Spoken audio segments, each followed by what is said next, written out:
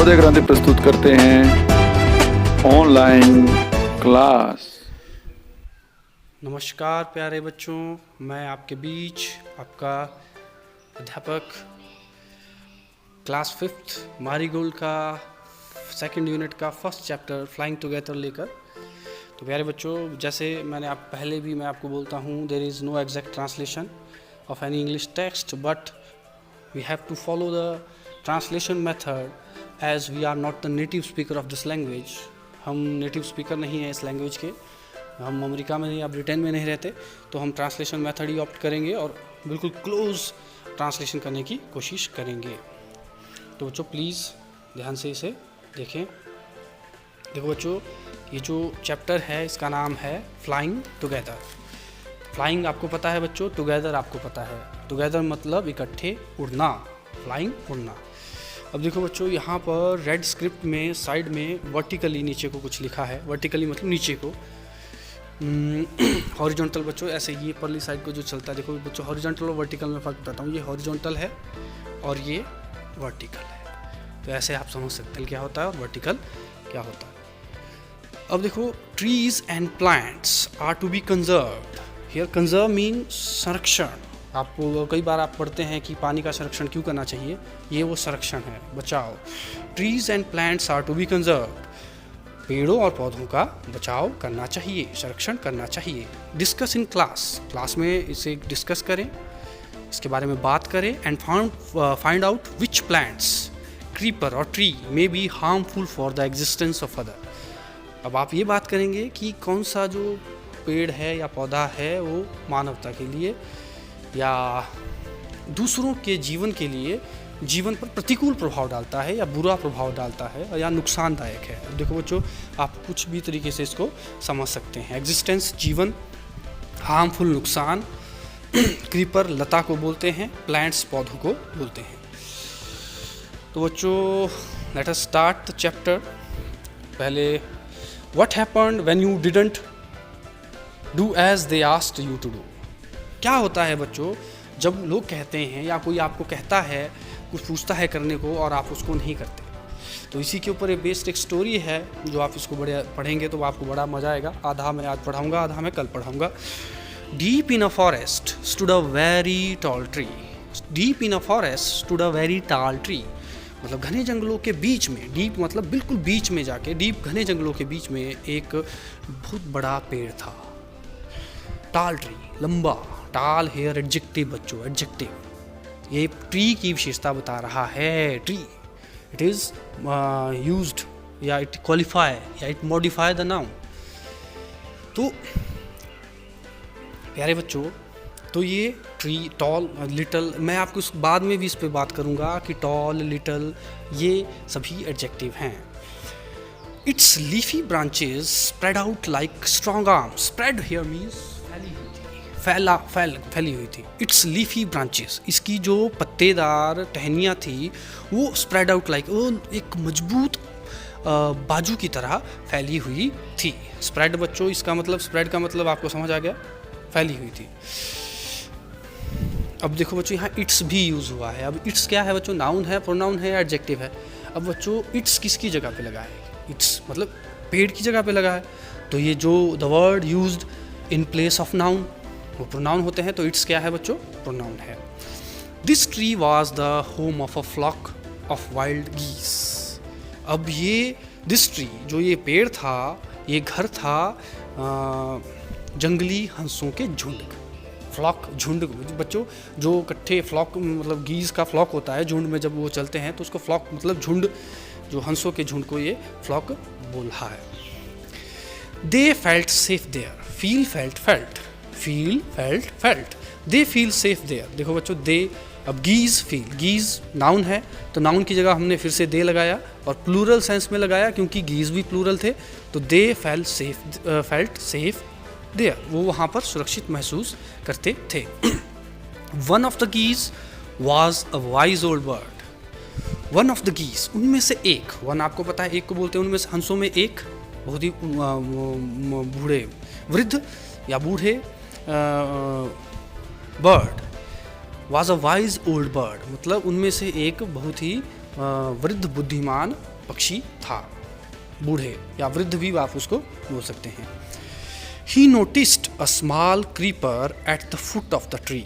अब बच्चों नोटिस यहाँ पर मतलब है ध्यान, उसके ध्यान में आया, जैसे आपके नोटिस में भी कई चीज़ें आती हैं उसी तरीके से he noticed a small creeper, उसने क्या देखा, एक छोटी सी लता at the foot of the tree। अब बच्चों फुट तो ट्रीज़ के होता नहीं, ट्री के कोई फुट नहीं होता, लेकिन ये जो ट्री फुट इस यहाँ पर बोल रहा है, इसका मतलब है जो जहाँ से पेड़ शुरू होता है, मतलब उसकी जड़ों के पास से।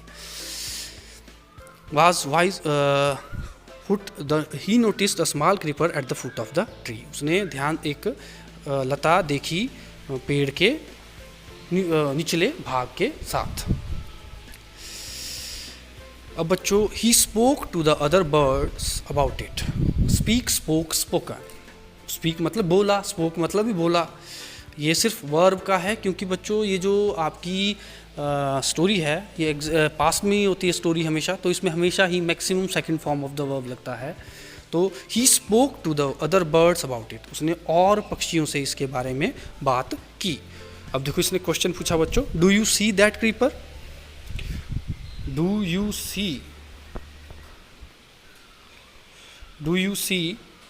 सी दैट क्रीपर, क्या तुमने उस क्रीपर को देखा, लता को देखा। ही सेड टू देम, से सेड, ही उसने उनसे कहा।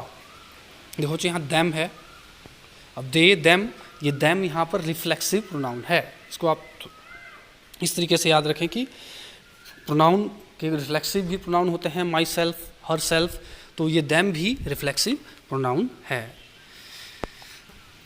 He said to them, let us destroy it, चलो इसको नष्ट करते हैं। Why must we destroy it? अब देखो इसने फिर से क्वेश्चन पूछा, हमें इसे क्यों डिस्ट्रॉय करना चाहिए, नष्ट करना चाहिए। asked the के बच्चों पढ़ते नहीं इसमें, asked the geese in surprise, हैरानी से उन्होंने पूछा। It is so small, ये बहुत ही छोटा है। What harm can it do, ये क्या नुकसान कर सकता है। What harm can it do, अब देखो बच्चों ये भी क्वेश्चन है, कर सकता है, can. My friend replied the wise old bird, मेरे दोस्तों, ये replied the wise old bird, बूढ़े पक्षी ने, बुद्धिमान पक्षी ने उत्तर दिया। That little creeper will soon grow, देखो बच्चों लिटल यहाँ फिर से है, या द लिटल होता है छोटा, एडजेक्टिव है। That little creeper will soon grow, जल्दी, लेट सून, जल्दी बड़ा हो जाएगा। As it creep up this tree it will become thick and strong, as जैसे क्रीपर बच्चों, क्रीप वर्ड ही ऐसा होता है कि वो जैसे जैसे वो बड़ा होता रहेगा, और creep as it creep up the tree, और ऊपर मतलब जिस तरीके से यह पेड़ के ऊपर बढ़ता जाएगा, it will become thick and strong, ये मोटा और मजबूत होता जाएगा। ये उस पक्षी ने, बूढ़े पक्षी ने कहा। व्हाट ऑफ दैट, तो क्या। आस्क्ड द गीस ने पूछा। What harm can a creeper do us, एक क्रीपर, एक छोटी सी लता हमारा क्या नुकसान कर पाएगी। डोंट यू सी, क्या तुम्हें नहीं पता, क्या तुम्हें नहीं दिखता। रिप्लाइड द वाइज बर्ड, बुद्धिमान पक्षी ने उत्तर दिया। With the help of that creeper, इस क्रीपर की सहायता से, इस बेल की सहायता से, इस लता की सहायता से, it will be possible for someone to climb the tree. Climb here means तो चढ़ना बच्चों, क्लाइंब आप लैडर क्लाइंब करते हैं। It will be possible for someone, ये मुमकिन हो जाएगा किसी को, समवन मतलब किसी को, क्लाइंब द ट्री, पेड़ पर चढ़ना। अ Hunter can come up and kill us all, एक हंटर या एक शिकारी यहाँ कैन आ सकता है, एंड किल अस ऑल, और हम सभी को मार सकता है। देखो बच्चों, इस बूढ़े पक्षी को ये पहले ही समझ आ गया था कि नुकसान हो सकता है। इसको फोरसाइट बोलते हैं, पहले से ही किसी अनहोनी घटना के बारे में उन्हें पता था, क्योंकि उन्हें बहुत एक्सपीरियंस था, वो बहुत ही विद्वान थे। तो हमें भी इसी तरीके से अपने बड़ों की बात सुननी चाहिए। ये इस कहानी से हमें मॉरल शिक्षा भी मिलती है, तो प्लीज़ आप इसको भी समझें कि ये हम इसको अपनी जीवन में किस तरीके से आत्मसात करें या हम कैसे इस चीज़ को समझें और अपने जीवन में अपनाएं। तो बच्चों next, well there is no hurry. Well there is no hurry, चलो वेल अच्छा, देयर इज़ नो हरी, इतनी जल्दी नहीं है। वो दे रिप्लाइड, पक्षियों ने दे रिप्लाइड, यहाँ पर देखो दे फिर से आया, प्रोनाउन है, उन्होंने उत्तर दिया जो गीज थे, हंसों ने। The creeper is very small, very small, देखो जो क्रीपर है, जो बेल है, वो बहुत छोटी है। वेरी स्मॉल, देखो बच्चों यहाँ पर स्मॉल जब आपने यूज़ किया तो ये स्मॉल एडजेक्टिव है और वेरी एडवर्ब है। अब देखो बच्चों इसमें आप फिर से जब आप पार्ट ऑफ द स्पीच में आएंगे तो आप इसको फिर मैं आपको कन्फर्म क्लियर करवाऊंगा इस टॉपिक को भी। It would be a pity to destroy it now, ये एक अफसोस होगा, या दया, पिटी को दया बोलते हैं। It would be a pity to destroy it now, अभी इसको, अब नाउ मीन्स अब इसको डिस्ट्रॉय करना या नष्ट करना एक दया, अफसोस होगा, अफसोस की बात होगी। तो देखो बच्चों अब मैं आपको बोलता हूँ कि ये किस कॉन्टेक्स्ट में यूज़ हुआ है। तो अगर पिटी का मतलब दया होता है और सॉरी का मतलब अफसोस होता है, तो फिर भी लेकिन अब हम इस तरीके से दया इसके कॉन्टेक्स्ट में नहीं फिट बैठ रहा। तो वही बात है कि जो एग्जैक्ट ट्रांसलेशन है वो इट इज़ नॉट पॉसिबल, आपको अपने तरीके से इसको समझना पड़ेगा। इट वुड बी अ पिटी, ये दया होगी या ये एक अफसोस होगा कि अभी हम इसको नष्ट कर देंगे। Destroy the creeper while it is still young, the old bird advised. Destroy the creeper, नष्ट कर दो इसको, अभी ये छोटा है, अभी ये जवान। Young here means old, young यहाँ पर जवान के लिए लिखा है। The old bird advised, old bird ने, बूढ़े व्यक्ति ने एडवाइस, उनको सलाह दी। देखो बच्चों यहाँ पे advice as a verb use हुआ है और इसी चैप्टर में एक एडवाइस दी है, अगर वो नाउन की तरह भी उसको हम यूज़ करते हैं। देखो एडवाइस, एडवाइज्ड, एडवाइज्ड, इसमें फ़र्क यही है, जब सी होगा बच्चों तो वो नाउन होगा और एस होगा तो वर्ब होगा। Now it is tender and you can cut it easily, अभी ये कोमल है, टेंडर हेयर मीन्स कोमल, and you can cut it easily, और आप इसको ईजिली, आसानी से काट सकते हो। Later it will become hard, अब समय के साथ बाद में ये बहुत मजबूत हो जाएगा, become hard, and you will not be able to cut it, और तुम एबल नहीं होगे, इसके योग्य नहीं होंगे कि आप उसको काट पाओगे। तो बच्चों इसमें बहुत सारी चीज़ें हैं, देखो इसमें एंटोनियम्स, सिनोनिमस दोनों चीज़ें यहाँ पर आ रही है। देखो जब मैंने टेंडर बोला, टेंडर कोमल होता है, तो नीचे इसमें एक वर्ड आया हार्ड, तो ये हार्ड बच्चों कठोर को बोलते हैं। तो इससे आपकी बेसिक इंग्लिश स्किल बहुत बढ़ेगी अगर आप इन चीज़ों को सोचें। आपके पास ओल्ड भी आया, आपके पास यंग भी आया। ओल्ड पुराना, यंग जवान, या ओल्ड बूढ़े व्यक्ति को बोलते हैं, यंग जवान व्यक्ति को बोलते हैं। तो ये इसका एंटोनिमस या ऑपोजिट वर्ड भी यहाँ पर है। तो प्यारे बच्चों अभी हम यहाँ तक इसको लेंगे, थोड़ा सा हम वर्ड ले लेते हैं। वर्ड मीनिंग टुगेदर, इकट्ठे, फ्लॉक, झुंड, ये मैंने वैसे बात की है आपके साथ, नोटिस, पता चलना या ध्यान में आना। क्रीपर लता को बोलते हैं, डिस्ट्रॉय नष्ट, सरप्राइज हैरान, हार्म नुकसान, वाइज बुद्धिमान, हरी जल्दी, पिटी दया अफसोस, टेंडर कोमल, फॉरगॉट भूलना। तो ये मैंने कुछ वर्ड लिए हैं। अब मैच द एंटोनिमस।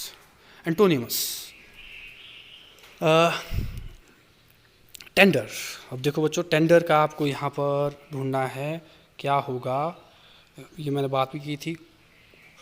ओल्ड का न्यू भी होता है बच्चों, आप इसको यंग भी लिख सकते हैं। स्मॉल का बिग होगा बच्चों। डिस्ट्रॉय का यहाँ पे कंजर्व, देखो बच्चों ये वर्ड भी आया था, डिस्ट्रॉय भी था इसमें चैप्टर में और कंजर्व भी था।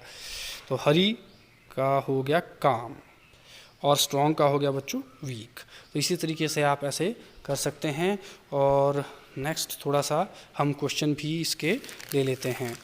तो बच्चों पहला क्वेश्चन क्या था, where did the geese live. अब बच्चों गीज रहते कहाँ थे, द गीज लिव्ड, कहाँ पर रहते थे, the geese lived on a tall tree, simple, the geese lived on a tall tree, on a tall tree, simple. Why does the old bird advise the other bird to destroy the creeper? क्यों advice दी उन्होंने और पक्षियों ने कि वो उसे नष्ट कर दें। अब बच्चों देखो आंसर कहाँ से शुरू होगा, the old bird advised, the other bird to destroy the creeper because it can help a hunter to climb up the tree and kill all of them. तो आप इसको ईजीली, जब मैं आपको इसका सोल्यूशन फॉर्म में इसको दूंगा तो आप इसको इजीली कर सकते हैं।